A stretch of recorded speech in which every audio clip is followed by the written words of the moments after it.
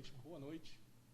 Obrigado pela assistência, ainda que pequena, para a gente é sempre relevante, né? Poder ter um espaço para conversar é uma maravilha. Eu vou fazer uma apresentação rápida para não tomar muito tempo. Eu sou brasileiro, mas hoje eu estou radicado no Chile. Sou professor de Direito do Trabalho e Direito Previdenciário, administrador advogado, tenho especialização em Direito Previdenciário, sou mestre em Direito Econômico e doutor em Direito pela Universidade do Chile. E trouxe um tema legal para a gente conversar, que é exatamente o direito à desconexão do trabalho, uma coisa que ganhou muita força agora, principalmente depois que no ano passado a França foi o primeiro país a positivar esse direito no Código do Trabalho, né? Então, eu vou tentar contextualizar a discussão dentro do direito chileno. Então, eu vou dar algumas pinceladas para vocês no contexto do direito do trabalho chileno e, claramente, se tiver alguma dúvida, no final, se vocês já entenderam por que certas colocações, a gente está aberto para conversar e a gente vai avançando.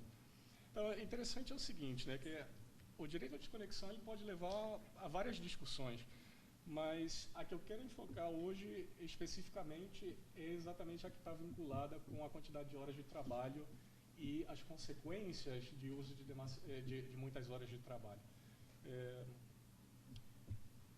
Se a gente fala em horas de trabalho hoje em dia, a limitação da jornada de trabalho ela vai ter muitos fundamentos, né? Como, por exemplo, origem filosófica, fisiológico, perdão, o caso de prevenção de acidente, que é exatamente o ponto crucial aqui. Claro que a gente vai encontrar outras justificativas para a limitação de jornada, né? O caso de conciliação da vida familiar, a vida social, a gente vai encontrar aspectos religiosos também, porque o caso do descanso semanal remunerado que a gente tem. Mas a ordem fisiológica, a vinculação do número de horas de jornada de trabalho com o número de acidentes de trabalho é uma preocupação que tem levado a gente a pensar bastante na forma como se está estendendo as jornadas de trabalho hoje em dia. Então, no Chile, por exemplo, se a gente fala em acidente de trabalho, isso vai envolver alguns custos interessantes para o empregador e para a sociedade como um todo. Porque o Chile, por exemplo, ele funciona com um sistema de seguro de acidente de trabalho, que é a Lei 16.744. É uma lei antiga e ela tem um decreto que regula dois artigos, o artigo 15 e o artigo 16 dessa lei, que vai subindo a alíquota de contribuição, por exemplo, cada vez que tem um maior número de acidentes de trabalho e gravidade também nesses acidentes. Então, claramente, se a gente começa a verificar empresas com um grande número de acidentes fatais ou acidente grave com lesões, invalidez, vai subindo já para o empregador, por exemplo, essa alíquota. Mas isso tem outros custos. A gente pode conversar a noite toda sobre outros custos que vão envolver qualquer acidente de trabalho, perda de produtos, contratação de novos funcionários para poder substituir aqueles que estão com licença médica. Então, isso tem implicações de ordem direta para o empregador começar a se preocupar com a quantidade de horas que os trabalhadores dele estão trabalhando, né? No caso, para a sociedade, a gente também pode encontrar um monte de justificativas para poder ter uma preocupação com a jornada de trabalho. Primeiro, as instituições de previdência, que sempre têm que estar arcando com pensões de invalidez, com outros benefícios, com publicidade e prevenção de risco. No caso do Chile, por exemplo, quem paga também a avaliação de invalidez é o IPS, que é um órgão do governo, e isso tudo vai ser pago com recursos fiscais do erário público. Então, a sociedade como um todo também vai suportando uma carga bastante relevante dentro da discussão de acidente de trabalho. Atualmente, no Chile, a jornada de trabalho está em 45 horas semanais. Isso baixou em 2005. Teve uma lei no ano 2001 que já estava programando, a 19.759, ela já estava programando para... Pior que eu fiquei aqui passando para mim e não passei nada para vocês, mas está certo. Então, no ano 2001, o Chile ele começou a modificar a quantidade de horas trabalhadas, né? É uma discussão que já vem desde o Tratado de Versalhes, em 1919, a ordem do dia era que todo mundo tivesse, os países que estivessem firmando esse tratado, já estivessem garantindo 8 horas de trabalho diários, que podia chegar a 40 horas semanais. No caso, a gente continua com a jornada de 45, e se a gente vê a tabela, por exemplo, da OCDE, a gente está bem em cima da média total da OCDE, de horas trabalhadas por ano, que seria 1.759 horas. Podemos dizer que somos o quarto pior país em horas trabalhadas no ano. E, em comparação com a Alemanha, a gente pode dizer que trabalha quase 600 horas anuais a mais, que é o país que está melhor posicionado. Se vocês verificam, por exemplo, o número de dias de trabalho perdido no Chile, por acidente de trabalho, em comparação, por exemplo, com o Reino Unido, sempre tendo em conta que no Chile a gente está falando de 1.954 horas de trabalho no ano, e o Reino Unido, 1.677 horas de trabalho no ano. Se a gente tiver a comparação, que vai depois justificar os estudos que fazem a vinculação do número de horas trabalhadas com acidente de trabalho, a gente vai ter 19 dias de trabalho perdido por ano por acidente de trabalho e 7,2 no Reino Unido, 25,3 dias de trabalho por acidente de trajeto contra 9,1 no Reino Unido e 60,9 dias de trabalho por doenças profissionais contra 20 dias no Reino Unido. Então, existem vários estudos que vão corroborar com essa ideia de que uma jornada estendida é uma jornada que está vinculada a um maior número de acidentes de trabalho. Existe uma metodologia, por exemplo, que a gente pode ver no Ministério do Trabalho e Assuntos Sociais da Espanha. Tem outros trabalhos aqui que eu vou colocar à disposição, essa diapositiva de Caruso, Hitchcock, Dick, Russo e etc., certo? Que tem metodologias sobre isso.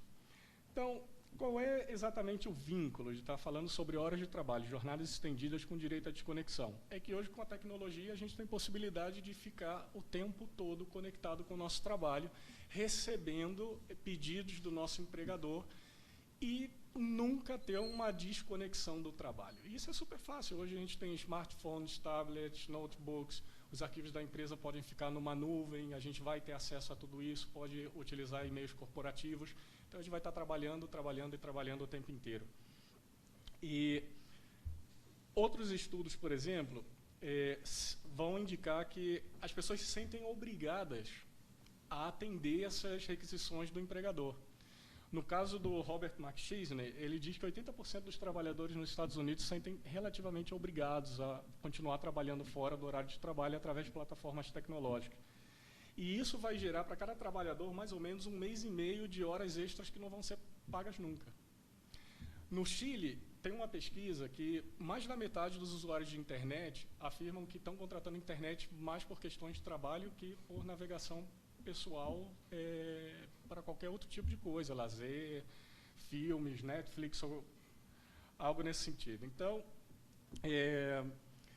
a desconexão do trabalho vai começar a ganhar estudos relevantes, estudos que vão indicar os efeitos prejudiciais da gente continuar conectado às nossas tarefas depois do horário de trabalho. Na Alemanha, por exemplo, o Escritório Alemão para a Seguridade e Saúde no Trabalho tem um informe que chega à conclusão dos prejuízos à saúde mental de continuar trabalhando depois desse horário. E essas interrupções ou reduções de repouso durante um tempo vão gerar déficit de recuperação. E as pessoas vão acumular estresse, mais toxinas no corpo e vão estar também mais propensas a acidentes de trabalho. Então, claro, na prática, quando a gente olha para o modelo europeu, o direito à desconexão ele vai começar a tomar uma forma pré-jurídica. A maioria das empresas alemãs começou a adotar algumas boas práticas empresariais para limitar o uso de tecnologia para continuar trabalhando depois da jornada normal do dia, né? Por exemplo, a Volkswagen, ela desconecta os servidores dela 30 minutos depois que terminou a jornada de trabalho, só volta a reconectar os servidores 30 minutos antes da jornada diária do dia seguinte.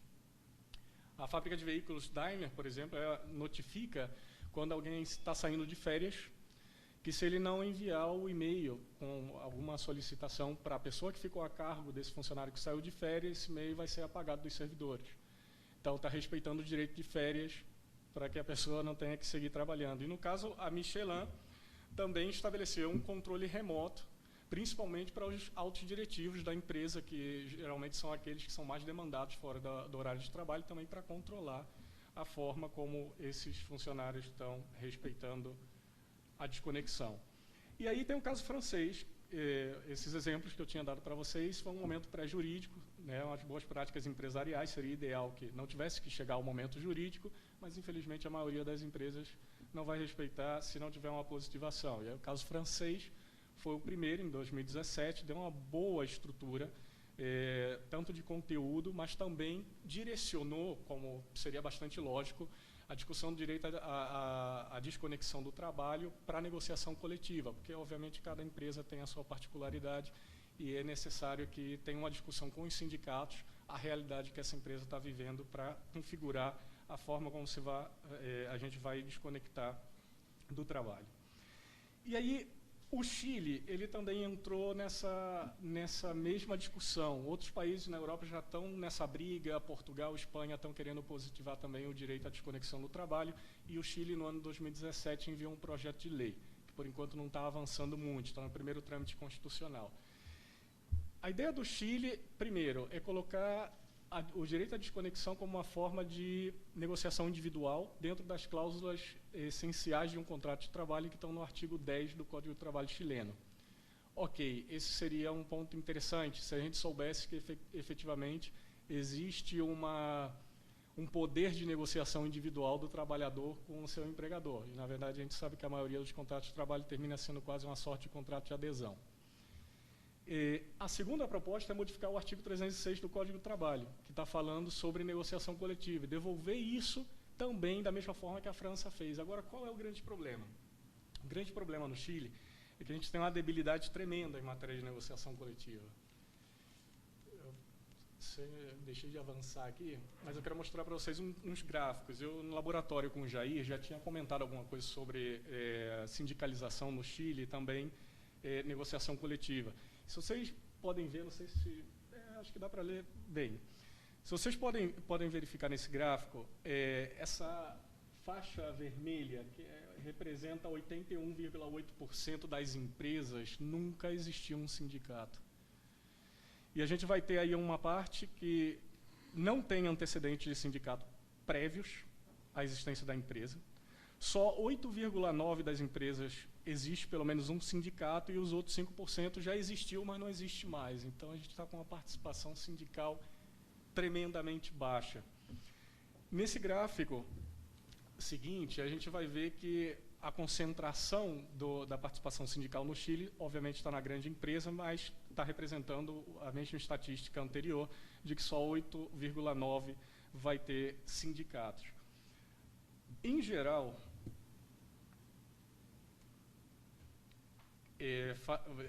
no estudo da encuesta laboral, que é feita pela Direção do Trabalho, que é um órgão administrativo fiscalizador do trabalho no Chile, as desculpas sobre a inexistência de um sindicato vão ser várias, né? Desde que não tem número suficiente de trabalhadores, a gente conversou ontem no laboratório mais ou menos por que isso acontece, porque não tem interesse ou porque eles não veem nenhuma utilidade em ter um sindicato.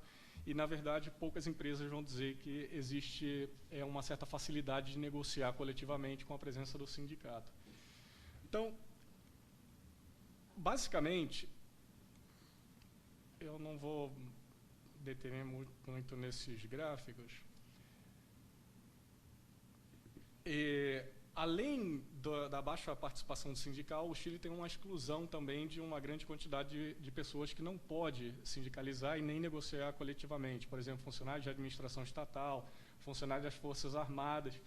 E a debilidade, de certa forma, esse sistema chileno está no pluralismo sindical. O número exigido para formar um sindicato termina dificultando, e as empresas, como a maioria delas tem menos de 10 funcionários, nunca conseguem quórum suficiente para poder formar um sindicato. Então, a grande crítica desse projeto de lei que fala sobre direito à desconexão do trabalho está exatamente em colocar ênfase da discussão em uma parte da negociação em que o Chile é mais fraco. E, por isso, desde o meu ponto de vista, a legislação, o próprio Código do Trabalho, deveria ter uns contornos mais claros sobre o que é o conteúdo do direito à desconexão e quais são as formas que esse conteúdo vai ser protegido. Porque devolver através de um país que tem uma baixa participação sindical vai estar deixando letra morta no Código do Trabalho. basicamente, essa seria uma reflexão geral. Sei que foi muito rápido, mas a gente fazendo aqui um bate-papo mais informal, depois eu coloco à disposição para se alguém tiver alguma dúvida e pergunta. Obrigado.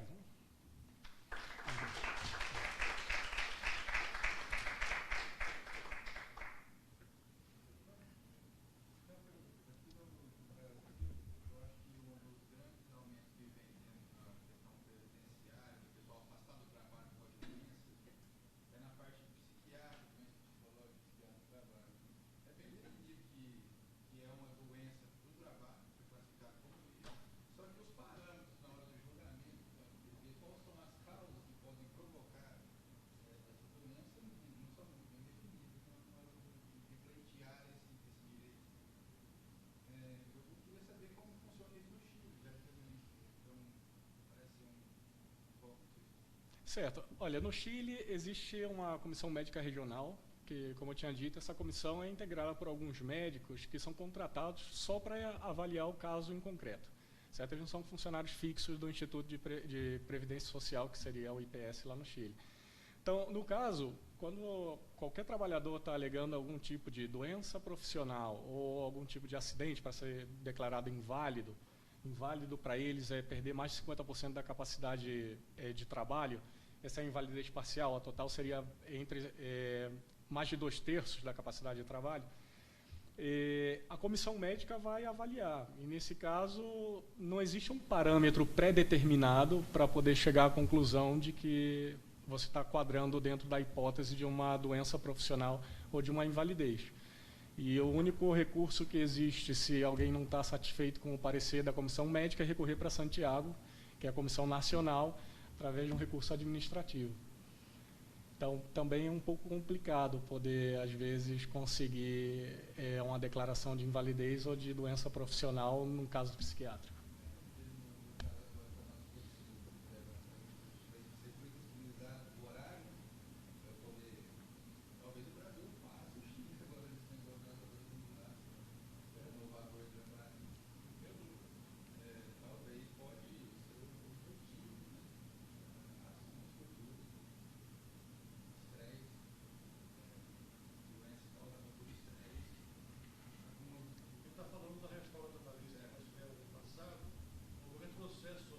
Uhum. A ocupação do ser humano, a evolução social da proteção. Só que a reforma que no ano passado, com o discurso da modernização, com o discurso da evolução tal, houve um retrocesso no sentido de direitos sociais. Então, isso que, na verdade, vai precarizar, né, a questão do trabalho. Exatamente. Atualmente, assim, qual dos países do Brasil ou Chile que está mais flexibilizado, estão mais flexibilizados? Olha, para falar isso com uma grande precisão, vocês tinham que dar um tempo para dar uma avaliada na reforma. Mas eu digo o seguinte, na América Latina, o Chile é bastante conhecido por ter um conceito de flexi-seguridade bem avançado nos moldes de alguns países europeus, que já são criticados por isso, né? A legislação chilena, tanto de trabalho quanto de previdência social, é uma legislação pequena. E tem uma outra diferença também muito grande com o Brasil, é que não tem um direito do trabalho constitucionalizado. Tem duas referências somente na Constituição de 1980 no Chile, que falam sobre trabalho e a maioria delas é sobre liberdade, ou seja, está vinculando os direitos trabalhistas a direitos de primeira dimensão de direitos fundamentais. Certo?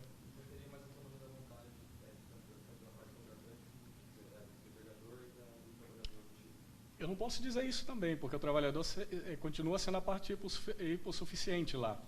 Certo? Ele não vai conseguir ter o mesmo poder de negociação. Por isso que eu falei que os contratos terminam sendo como de adesão. Seria mais vantajoso então no país Chile para o empregador? Sem sombra de dúvida. Na verdade, isso é mais vantajoso no Chile, no Brasil, no México, no exterior, o capital sempre tem vantagem. Claro. Ele vai dar vantagem ao empregado, entendeu?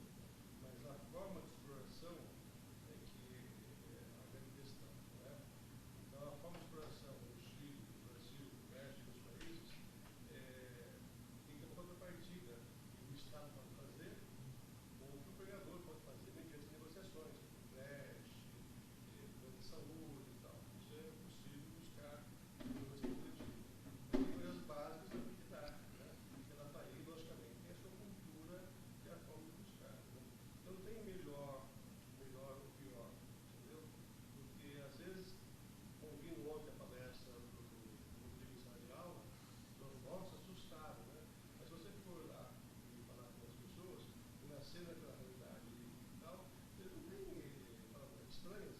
Exato. Eles têm aquela cultura, entendeu? Então é a questão cultural também. A questão cultural influencia todos os aspectos, não só o trabalho. Exatamente. Alguma outra pergunta?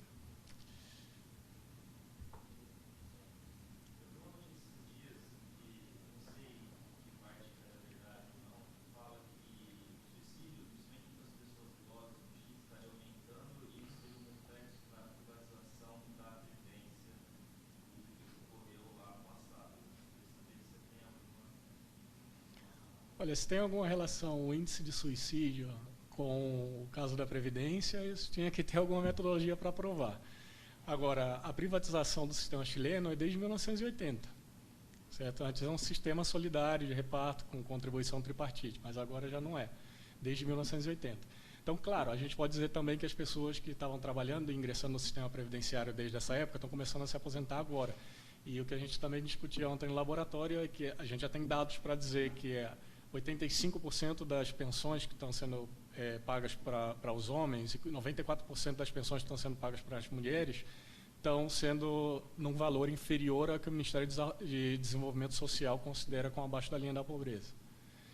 Então, está um movimento muito grande, já faz mais de 2 anos. Se você está acompanhando algumas notícias do Chile, já deve ter visto o movimento Não Massa AFP, que a AFP são as administradoras de fundo de pensão. E esse movimento está exatamente nesse sentido, porque agora que a primeira geração está se aposentando pelo sistema da AFP, se deram conta de que o que eles contaram na época da ditadura militar para poder modificar o sistema de reparto solidário anterior não está cumprindo com a rentabilidade que eles pensavam que ia ter. Mas aí, para associar com o índice de suicídio, não tem nenhuma metodologia que vinculou essas duas causas e efeito para a gente poder afirmar isso com certeza.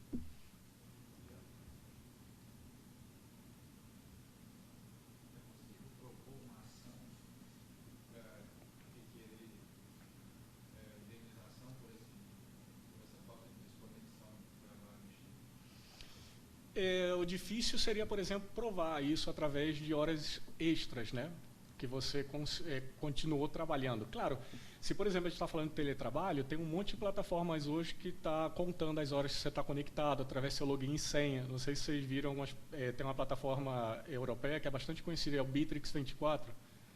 Bittrex 24 ele é uma subordinação completa, porque ele planeja tudo que cada um dos trabalhadores vai fazer durante o dia, tudo que eles estão enviando do chat de e-mail corporativo está enviando com cópia para a diretoria, se eles estão falando por telefone a conversa está sendo gravada, vai acompanhando o índice de desenvolvimento dele no cumprimento de tarefas, e ele tem que respeitar os horários de entrada e saída da empresa, desconectando o usuário e o login dele. Então ele não pode trabalhar se ele não estiver aí.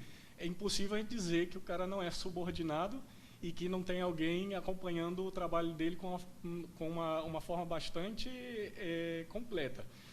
Agora, no Chile, a gente tem um pequeno problema, e a gente está discutindo bastante isso com respeito ao teletrabalho, porque tem uma presunção de que não é trabalho subordinado, o trabalho exercido no domicílio através de teletrabalho. Então, já tem essa presunção, já está no Código do Trabalho. E aí o trabalhador ele tem que dar a volta no jogo para poder mostrar, numa possível ação, que ele, na verdade, estava, sim, sendo controlado e que ele está exercendo um trabalho subordinado. Então, o grande problema era esse, porque a gente tem um doble problema aqui, né? Primeiro, provar que realmente eu estou conectado ao trabalho, trabalhando fora. Que forma eu vou conseguir provar isso? E segundo, que a gente já está jogando com uma presunção contra o trabalhador. Então, esse seria o problema. No Brasil tem uma questão interessantíssima que envolveu através das redes sociais, é a questão do direito existencial. Né? Eu sei que isso discutido lá. Então, essa discussão da ressurreição não ganhou muita força aqui, pelo contrário, a agenda do capital está vindo desde 2010, 12, né, para cá, uma roda de enfrentamento da questão do governo populista e tal, e a agenda é bem forte, no sentido de flexibilizar o contra-trabalho e o de trabalho. Então, essa discussão sobre a discussão não veio muito pouco, mas tem uma discussão interessantíssima que é a questão do direito existencial. Então, o tribunal já reconheceu isso, né? Pessoas que trabalham por um longo período de 5, 6, 7, 10 anos, o empregador não dá as tempo ligado ao trabalho, descansando no final de semana, nos feriados, mas sem poder viajar, sem poder estar as famílias longe, ou descansar mental, né? Isso fere a dignidade da pessoa humana e fere o direito existencial, o direito de existir na sociedade, comparecer com as questões normais, religiosas, de família, e questões normais de interação social. Isso realmente fere o direito existencial. Mas como existe uma lei específica regendo a questão, é uma construção doutrinária e jurisprudencial, quando o juiz detecta algo nesse sentido, certo? Então ele reconhece e ele indeniza, indeniza, né? Uhum. Em forma de danos morais. Danos morais, certo? Na verdade, não é indenização, compensa, ele faz uma compensação em forma de danos morais. A diferença de indenizar e compensar, né? Eu indenizo quando você perde um objeto material, aumentar o valor do objeto. Então, como no caso não tem um objeto específico para indenizar, ele arbitra um valor para a compensação dessa perda existencial desse período. Mas é uma construção doutrinária e jurisprudencial. Essa construção fica fácil no Brasil de constatar quando o empregador fica 10 anos, por exemplo, 5 anos, 6 anos, sem dar férias. Então é fácil para comentar, tal, tudo bem. Só que existe um outro problema, certo? Os terceirizados, por exemplo, os porteiros aqui da USP, do Foro, e dos serviços. Esses contratos são temporários, de 1 ano, 2 anos, certo? Então, vê-se o contrato, uma outra empresa ganha a concorrência, a empresa que perdeu dispensa os empregados, a nova assume os empregados, paga, a empresa velha pagou os direitos, pagou as férias, a nova assume, certo? Vai mais 1 ano, não deu férias. Depois perde a concorrência, e uma outra assume, talvez. Na verdade, é a mesma coisa, o empregado é uma coisa só que não tem como realmente as cartas